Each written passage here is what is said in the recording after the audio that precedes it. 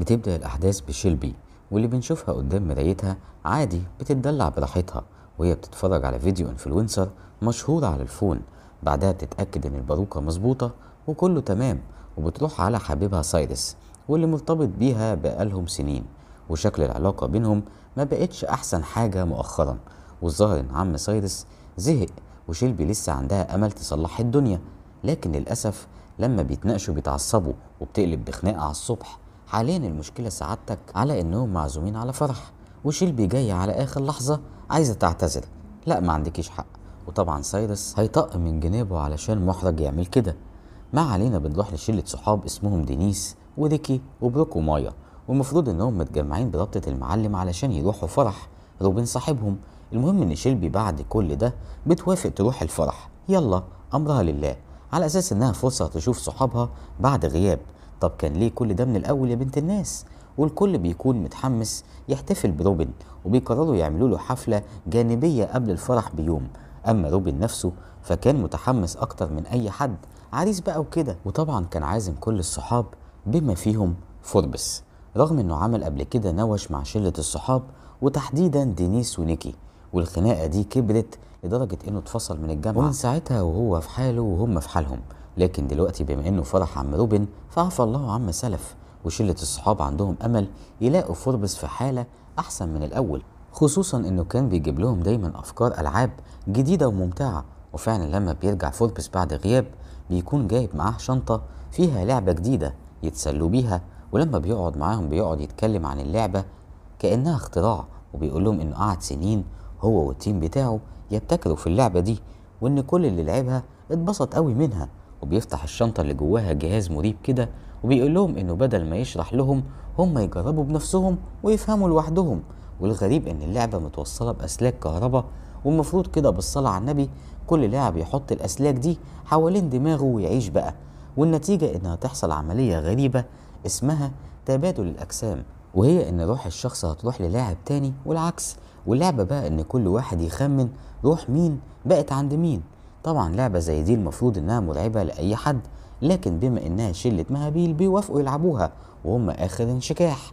وبتبدأ اللعبة ومن اولها كده روح شيلبي بتسكن جسم بروك، وسايرس بيدخل جسم دينيس. اما جسم سايرس نفسه فبيتسكن بروح روبن عم العرسان.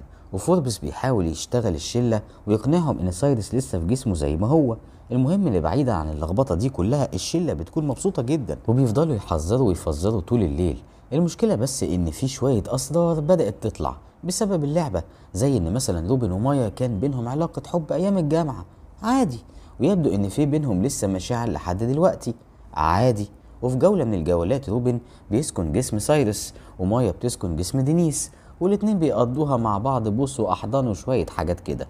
يعني علينا بتخلص الجولة دي وبيرجع كل واحد لجسمه عادي، لكن بيتفقوا كلهم انهم لازم يدخلوا جولة تانية، والوحيد اللي بيقفش هو سايرس، واللي بيقول لهم انه ما كانش مرتاح ولا مبسوط وهو جسم الاخ دينيس. وغير كده بيكون متغاظ لان فوربس بيقعد يكذب ويصعب اللعبة، وهي اصلا لعبة صعبة ومنيلة بنيلة ومش ناقصة. لكن شيلبي بتقنع سايرس يكمل لعب وهو بيقتنع، لما بيتفق معاها يدوا لبعض اشارات في السر كده علشان كل واحد يعرف التاني في جسم مين. المهم بيتجمعوا، لكن قبل ما الجولة بتبدأ فوربس بيعرفهم ان دي اخر لفة، لان بطارية الجهاز المريب قربت تخلص خلاص، ولازم بعدها يستنوا 24 ساعة علشان الجهاز يتشحن تاني. المهم بتبدأ الجولة، واول حاجة بتحصل ان روح شيلبي بتلبس جسم نيكي، وده بيكون احسن خبر بالنسبة لشيلبي اللي دايما بتعجب بستايل نيكي. وبالمناسبة هي نفسها الانفلونسر اللي كانت بتتفرج عليها في بداية الاحداث، علشان كده بتحس شيلبي ان يا سعدها يا هناها، ودلوقتي من حقها تجرب حياة الشهرة والنجومية بتاعة صاحبتها، خصوصا ان شيلبي اصلا دايما حاسة انها اقل من اللي حواليها، بما فيهم نيكي اللي عندها فولورز بالعبيط وشهرة ملهاش حدود. علشان كده بنشوفها في غاية السعادة لما بتعرف انها لبست جسم نيكي، وحاسة انها تتبسط قوي الليلة دي. في الوقت ده سايرس القافش بيكون لابس جسم المجنون فوربس، وبيبدأ يدور على شيلبي بالاعتماد على الإشارات اللي اتفقوا عليها في السر قبل الجولة. لكن شيلبي بنت اللئيمة مش بتوفي بوعدها، لأنها بتكون عايزة تعيش التجربة المثيرة دي من غير ما حد يعرف إنها اللي لابسة جسم نجمة النجمات نيكي. المهم إن روح العريس روبن بتلبس جسم دينيس، وروح بروك بتلبس جسم مايا، والعكس. الفكرة بقى ان دايما كان في انجذاب بين مايا وبين روبن اللي شكله ما كانش عاتق، ودلوقتي بما ان روح روبن جوه دينيس وروح مايا جوه بروك بيحصل الانجذاب ده برضه بينهم في اجسام مختلفة. علشان كده في السر بيصعدوا لفوق وبيقضوها سوا فوق السطح. والناحية التانية سايرس اللي لابس جسم فوربس بيدخل في جدال مع شيلبي اللي لابسة جسم نيكي لأنه شاكك فيها، لكن فجأة كده بدون سبب واضح الاتنين بيبوسوا بعض، وده بيخلي شيلبي تتقمص وتقفش عليه. كل ده والعريس اللي لابس جسم صاحبه مقضيها مع حبيبته القديمة ولا على بالهم، لدرجة ان الحماس بياخدهم قوي فبيقعوا من فوق السطح. والنتيجة ان الاتنين بينزلوا جثث ومحدش بيبقى فاهم حاجة، لان الاتنين اللي بيموتوا دلوقتي لابسين اجسام مش بتاعتهم اصلا، فبيفكروا يتصلوا بالشرطة وهي تتصرف. لكن فوربس طبعا بيعترض وبيقول لهم جهاز اللعبة ده سعره غالي قوي وما ينفعش يقع في ايد الشرطة خالص، فبتحصل بينهم خناقة كبيرة. كل ده وروح العريس روبن الله يرحمه جوه جسم دينيس، وروح دينيس شخصيا مش عارف يرجعها مكانها الطبيعي لانه حاليا جوه جسم روبن، والظاهر كده انه هيلبس الجسم ده حرفيا بقية حياته. طبعا الكلام ده ما بيكونش عاجب دينيس، لكن ما باليد حيلة بقى.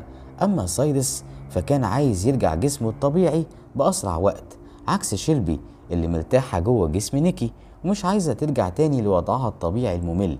اما دينيس اللي جاب اخره من الكلام ده كله بيقرر انه يقطع عرق ويسيح دم ويتصل بالشرطة، فطبعا فوربس بيقلق وبيقرر يهرب من المكان باللعبة بتاعته. علشان كده بيقفوا له وبيدوله بعصاية في وشه، فالراجل بيفقد الوعي. المشكلة ان هو اكتر واحد بيعرف يشغل اللعبة، لكن برضه شيلبي تقدر تساعد بما انها بتقعد جنبه ودايما راشقة عينيها في اللعبة. علشان كده الانظار كلها بتروح عليها باعتبار انها الوحيدة اللي تقدر ترجع المية لمجاريها. علشان كده سايرس بيترجاها ترجع كل حاجة زي الاول، لكن للأسف المجنونة بنت المجنونة بترفض. مش بس كده، دي بتهدد نيكي كمان بأنها لو وقفت في وشها هتبوظ لها المحتوى بتاعها وتنزل حاجات تكره فيها الجمهور في ثواني. عشان كده نيكي بتفقد الأمل في شيلبي وبتروح تفوق الأخ فوربس علشان يحل هو.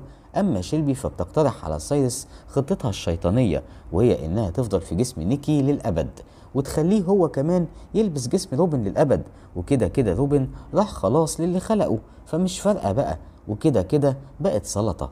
وبتفضل تزن عليه وتقنعه ان حياتهم هتبقى احسن لحد ما الراجل بيوافق بالعافية.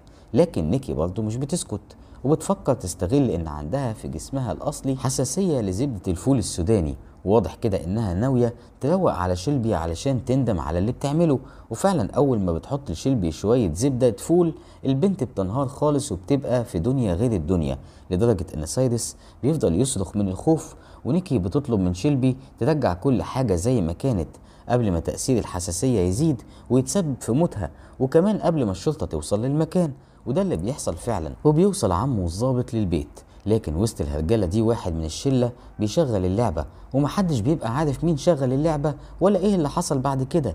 تاني يوم بنشوف الآنسة المحترمة بتريس، ودي بقى أخت المجنون فوربس واللي شكلها أجن منه شخصيا، وجاية تشوف ايه اللي أخوها هببه بالظبط. فطبعا أول ما بتوصل وبحسن نية بتنط عليه تخنقه قبل ما تفهم ان ده صحيح جسم اخوها لكن في الواقع ملبوس بروح دينيس. المفاجأة بقى اللي محدش يتوقعها ان اساسا قبل الحفلة دي بترس المهبولة دي بدلت جسمها بجسم اخوها فوربس، وجات الحفلة علشان تنتقم من دينيس ونيكي واللي تسببوا زمان في رفض اخوها فوربس من الكلية.